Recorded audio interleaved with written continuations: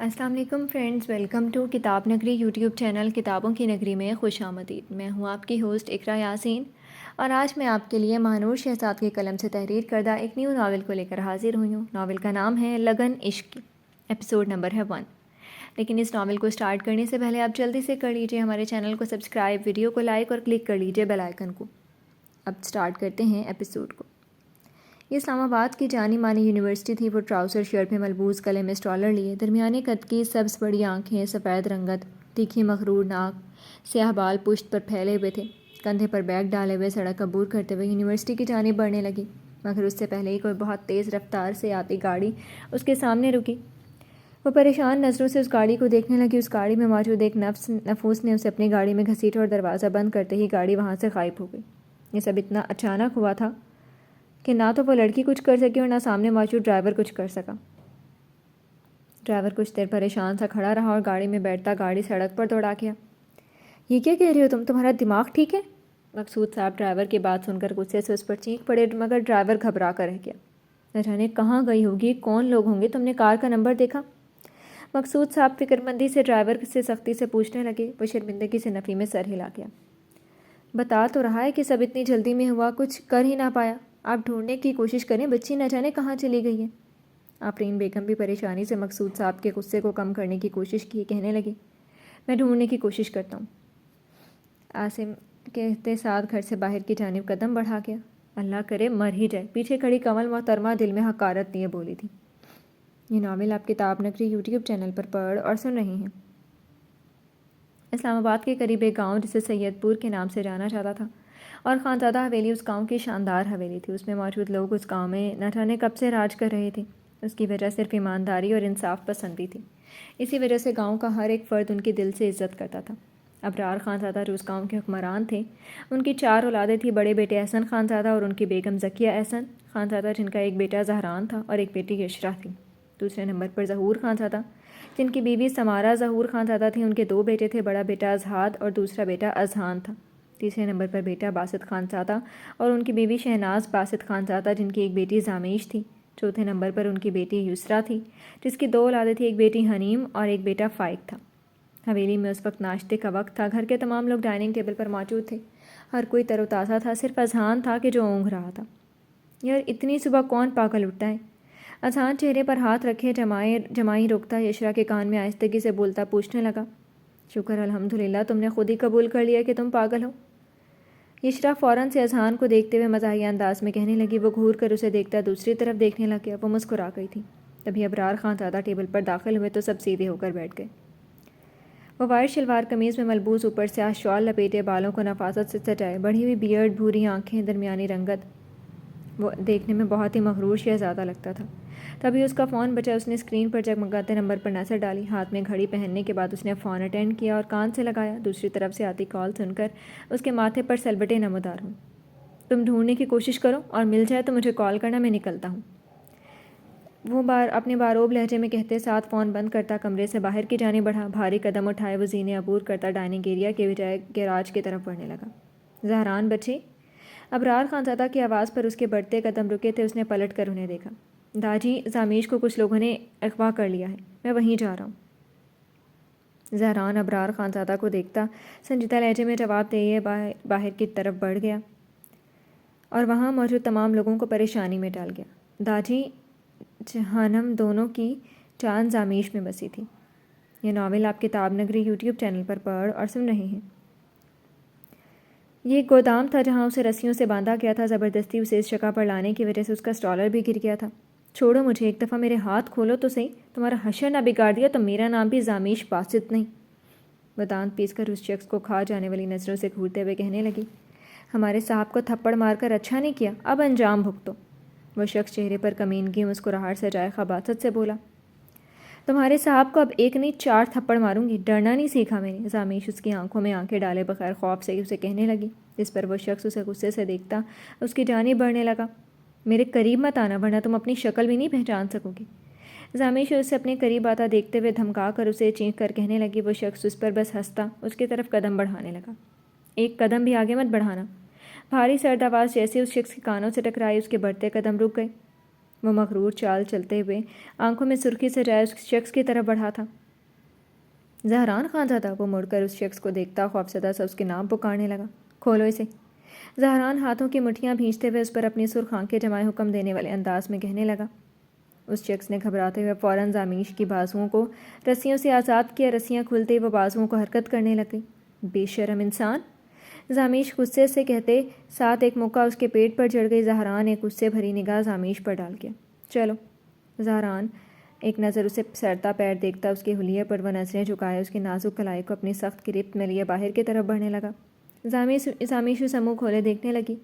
How dare you! آپ مجھے چھو نہیں سکتے! اس گودام سے باہر آتے ہی زامیش نے فوراً اپنی کلائی چھڑواتے ہوئے سرد لہجے میں کہا، مجھے تمہیں چھونے کا کوئی شوق نہیں ہے۔ وہ اس کی کلائی کو اپنی سخت گرفت میں سے چھوڑتا سختی سے کہنے لگا۔ زامیش اسے گھور کر دیکھنے لگی۔ اصولاً تمہیں میرا شکر گزار ہونا چاہیے، زہران جتلانے والے انداز میں اسے کہنے لگا۔ زامیش مسکرانے لگی۔ میں اپنی حفاظت خود کر سکتی ہوں، میں نے آپ کو نہیں بلایا تھا، اور مجھ سے جتنا ہو سکے آپ اور آپ کا خاندان دور ہی رہے۔ زامیش اس کے چہرے پر اپنی نظریں جمائے اس کا احسان فراموش کیے اسے کہتے ساتھ آگے کی جانب بڑھنے لگے۔ وہ تمہارا بھی خاندان ہے؟ زہران کے کہے گئے الفاظ پر وہ اسے دیکھنے پر مجبور ہو گئی۔ اس خاندان کو میں اپنا نہیں مانتی ہوں زہران احسن خانزادہ۔ زامیش سخت لہجے میں لفظوں پر زور دیے اسے کہنے لگی۔ زہران نے آس پاس نظر گھمائی، اسے ایک دکان نظر آئی، وہ اس طرف بڑھ گیا۔ زامیش وہی کھڑی اسے جاتا دیکھنے لگی۔ یہ پہن کر گھر سے نکلا کرو، تم لڑکیوں کی عزت ہے یہ۔ زہران اس کے سامنے ایک سرخ رنگ کا دوپٹہ لیے اسے سنجیدگی سے کہنے لگا۔ زامیش کو اس کی بات سن کر شدید غصہ آیا۔ تو لڑکے اپنی نظریں ٹھیک کر لیں۔ زامیش اسے دوپٹہ لیے بغیر فوراً سے بولی۔ زہران کے ضبط کا پیمانہ لبریز ہونے لگا۔ وہ شخص کسی کی نہیں سنتا تھا، مگر یہ سامنے کھڑی درمیانے قد کی لڑکی اسے اچھا خاصا پاگل کر گئی تھی۔ جو بے غیرت ہوتا ہے نا، وہ بے غیرت ہی رہتا ہے۔ تو بہتر یہی ہے کہ تم خود ایسی مت بنو۔ وہ زبردستی دوپٹہ اسے اڑھاتے ہوئے سختی سے بولتا گاڑی کی طرف بڑھا تھا۔ زامیش بس اسے گھورتی رہ گئی تھی۔ تبھی عاصم کی گاڑی زامیش کے سامنے آ کر رکی اور وہ اسے دیکھتا گاڑی سے باہر نکلا تھا۔ تم ٹھیک ہو زامیش؟ عاصم اس کے پاس آتے ہوئے لہجے میں فکر مندی لیے اس سے پوچھنے لگا۔ زامیش جواباً اس بات میں سر ہلا گئی اور اس شخص کو دیکھتے ہی زہران خانزادہ کا دماغ اچھا خاصا گرم ہو گیا۔ مجھے گھر جانا ہے، زامیش کہتے ساتھ عاصم کی گاڑی کا دروازہ کھولتی اس کی فرنٹ سیٹ پر بیٹھ گئی۔ عاصم بھی ایک نظر زہران پر ڈالتا ڈرائیونگ سیٹ سنبھال گیا اور سڑک پر دوڑا گیا۔ بے وقوف لڑکی! زہران زامیش کو ایک لقب سے نوازنے لگا، تبھی اس کے آدمی نے اس کے لیے گاڑی کھولی اور وہ گاڑی میں بیٹھ گیا اور سڑک پر دوڑا گیا۔ یہ ناول آپ کتاب نگری یوٹیوب چینل پر پڑھ اور سن رہے ہیں۔ عاصم اور زامیش گھر میں داخل ہوئے تو منصور صاحب اور آفرین بیگم زامیش کو صحیح سلامت دیکھ کر پرسکون ہوئے اور زامیش ان دونوں کے گلے جا لگی۔ ماں باپ کے بعد بس وہی دونوں تو تھے جنہوں نے اس سے بہت زیادہ پیار کیا تھا۔ زامیش میری بچی، آپ ٹھیک ہو؟ آفرین پیار سے اس کی گال پر ہاتھ رکھ کے فکر مند سے پوچھنے لگی اور زامیش اس بات میں سر ہلا گئی۔ اچھا چلو آپ کھانا کھا لو، صبح سے کچھ نہیں کھایا ہوگا، اور کل سے تمہیں خود عاصم چھوڑنے جائے گا یونیورسٹی۔ منصور صاحب اسے پیار سے کہتے ساتھ ڈائننگ کی جانب بڑھ گئے۔ وہ خاموشی سے ان کے ساتھ چل پڑی۔ بس سب کو پریشان کرنے کی قسم اٹھائی ہوئی ہے اس لڑکی نے، کمل محترمہ دل میں چلتے ہوئے کہتے ساتھ ڈائننگ کی طرف بڑھ گئیں۔ سب لوگ ناشتہ کرنے میں مصروف ہو گئے۔ بیٹا زامیش مل گئی، وہ ٹھیک ہے نا؟ دوپہر کے وقت جب وہ واپس حویلی پہنچا، داجی اور حانم اس کے سر پر ہوتے پریشان سے پوچھنے لگے۔ بے فکر رہیں، وہ ٹھیک ہے۔ زہران انہیں دیکھتے ہوئے تسلی بخشتا کہنے لگا، جس پر ان دونوں کی پریشانی ختم ہوئی۔ زہران بیٹا بیٹھو، میں کھانا لگاتی ہوں۔ ذکیہ محترمہ اس کے پاس آتے ہوئے محبت سے بولی، جس پر وہ اس بات میں سر ہلا کر ڈائننگ ٹیبل کی طرف بڑھا۔ یار ایک بات تو بتا۔ یشرا اور اذہان ٹی وی لاؤنج میں بیٹھے ہوئے تھے۔ اذہان نے اسے مخاطب کیا، کرو جو فضول بات کرنی ہے۔ یشرا اسے دیکھتے ہوئے منہ بنائے پوچھنے لگی، ویسے زہران بھائی کہتے ہیں کہ انہیں اس دنیا میں اگر نفرت ہے تو صرف زامیش سے، مگر جب مصیبت پڑتی ہے اس پر تو یہی کیوں پھر بچانے جاتے ہیں؟ اذہان زہران پر نظریں جمائے اسے سنجیدگی سے سوال کرنے لگا۔ وہ صرف داجی اور حانم کی وجہ سے جاتے ہیں۔ یشرا اسے وجہ بتانے لگی، جس پر وہ خاموش ہو گیا۔ یہ تو سب جانتے تھے حانم اور داجی میں زہران کی جان بسی تھی۔ جب بچپن میں وہ بیمار ہوتے تو ساری رات انہی کے پاس ٹھہر جاتا تھا، اور ان دونوں کا زامیش کے لیے پریشان ہونا زہران کے دل میں زامیش کی نفرت مزید بڑھاتا چلا گیا۔ اس کے داجی اور حانم صرف اس کے تھے، مگر ذکیہ محترمہ کے سمجھانے پر وہ سمجھ گیا جس طرح وہ اس کے داجی اور حانم ہیں، اسی طرح وہ زامیش کے بھی ہیں۔ جس پر زامیش کے لیے نفرت تو اس طرح برقرار رہی، مگر اپنے داجی اور حانم کو ناراض نہیں کر سکتا تھا۔ یہ ناول آپ کتاب نگری یوٹیوب چینل پر پڑھ اور سن رہے ہیں۔ یشرا بچے، سمارا محترمہ کے مخاطب کرنے پر وہ ان کی جانب بڑھی تھی۔ جی چچی، وہ مسکراتے ہوئے انہیں کہنے لگی۔ سمارا محترمہ نے اسے کپڑے تھمائے۔ یہ تم اظہار کو دے آؤ کہنا پریس کرتی ہیں۔ سمارا محترمہ اسے پیار سے کہتے ساتھ وہاں سے چلی گئیں، جبکہ یشرا کا اچھا خاصا منہ بن گیا۔ وہ شخص جب دیکھو منہ سجائے رہتا تھا اور اب بھی اسے اچھی خاصی سنا دینی تھی۔ یشرا چھوٹے چھوٹے قدم اٹھائے اس کے کمرے کی جانب بڑھ گئی تھی۔ دروازہ کھلا پا کر اس نے کمرے میں جھانکا۔ وہ ڈریسنگ کے سامنے کھڑا تھا۔ وہ بغیر آواز کیے کمرے میں داخل ہوئی تاکہ اسے اس کی موجودگی کا احساس نہ ہو، مگر اس کے قدم رکھتے ہی وہ پلٹ گیا اور یشرا کی سانس سینے میں اٹک گئی۔ تمہیں کسی نے تمیز نہیں سکھائی ہے؟ آزاد اس پر اپنی سرد نظریں جمائے سنجیدگی سے پوچھنے لگا۔ میں نے آپ کو ڈسٹرب کرنے کا نہیں سوچا، اس لیے ایسے آ گئی۔ یشرا پلکیں جھکائے گھبراتے ہوئے اسے دیکھنے لگی۔ حویلی کے ہر فرد کے سامنے اس کی یہ زبان اچھی خاصی چلتی تھی، نہ جانے کیوں اس ایک شخص کے سامنے اس کی زبان پر فالش کیوں گر جاتی تھی۔ تھوڑی تمیز سیکھ لو یشرا، چھوٹی بچی نہیں رہی ہو اب تم۔ آزاد اس کی جانب بڑھتے ہوئے اس پر نظریں جمائے استحصائیہ انداز میں کہنے لگا۔ مسئلہ کیا ہے آپ کا؟ میں نے کیا بگاڑا ہے آپ کا؟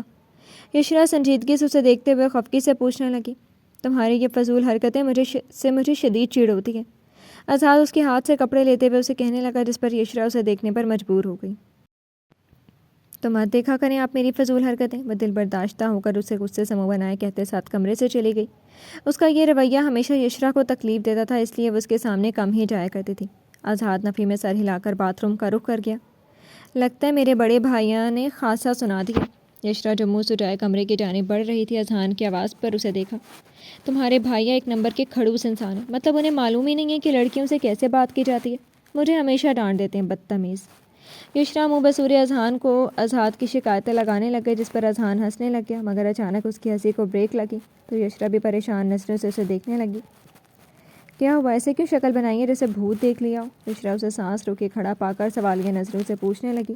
جب اس نے اسے پیچھے کی طرف اشارہ کیا، اس کے اشارے پر یشرا نے چہرہ موڑا، سینے پر بازو باندھے۔ آزاد کو موجود پا کر وہ بھی اپنی جگہ ساکت ہو گئی۔ وہ شرمندہ سی نظریں جھکا گئی۔ تم سکھا دو مجھے کہ لڑکیوں سے کیسے بات کی جاتی ہے۔ آزاد کے سنجیدگی سے کہے گئی بات پر یشرا جواباً خاموش رہی اور اذہان اپنی ہنسی بمشکل روک سکا۔ میں کون ہوتی ہوں آپ کو سکھانے والی؟ یشرا نظریں جھکائے بڑبڑاتے ہوئے اسے جواب دیتی کمرے کی طرف بڑھ گئی۔ بھائیا اتنا مت ڈانٹا کریں بیچاری کو، معصوم ہے میری کزن۔ یشرا کے جاتے ہی اذہان آزاد کو مسکراتے ہوئے کہنے لگا۔ آزاد نے سرد نگاہوں سے اسے دیکھا۔ مجھے معلوم ہے کتنی معصوم ہے، آزاد اسے جواب دیتے ساتھ نیچے کی جانب بڑھ گیا۔ اذہان اسے جاتا دیکھنے لگ گیا۔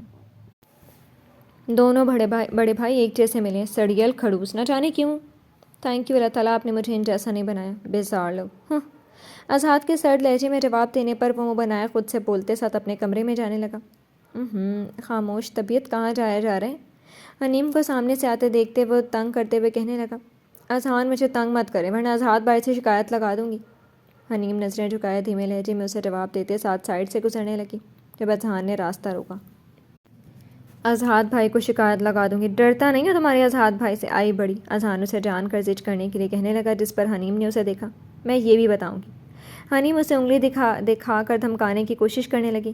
چل شکایتی لڑکی، وہ اسے چڑھاتے ہوئے بولا، وہاں سے چلا گیا تھا۔ حنیم اسے جاتا دیکھنے لگی۔ اللہ تعالیٰ اس انسان کو تھوڑی عقل دے دے، حنیم اذہان کو جاتا دیکھتے ہوئے خود سے بولی اور آگے بڑھ گئی۔ یہ ناول آپ کتاب نگری یوٹیوب چینل پر پڑھ اور سن رہے ہیں۔ آپ پریشان لگ رہے ہیں۔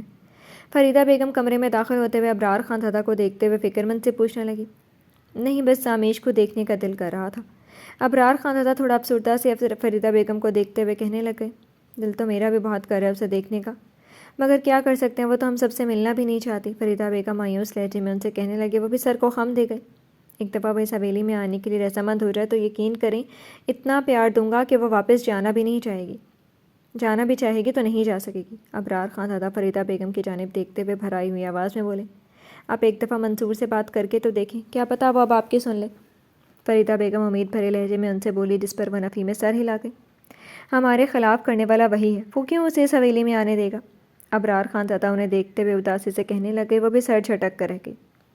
یہ ناول آپ کتاب نگری یوٹیوب چینل پر پڑھ اور سن رہے ہیں۔ زامیش کمرے میں کھڑی اس لال دوپٹے پر نظریں مرکوز کیے ہوئے تھی۔ جو بغیرت ہوتا ہے نا، وہ بغیرت ہی رہتا ہے، بہتر یہی ہے کہ تم ایسی مت بنو۔ زہران کے کہے گئے الفاظ یاد کرتے اسے شدید غصہ آیا۔ بدتمیز انسان نہ ہو تو مجھے بغیرت کہہ رہے تھے؟ زامیش خود سے زہران کے متعلق بات کرتی اس دوپٹے کو گھورنے لگی۔ میری مرضی میں جیسے مرضی کپڑے پہنوں، میں دوپٹہ پہنوں نہ پہنوں انہیں کیوں تکلیف ہو رہی تھی؟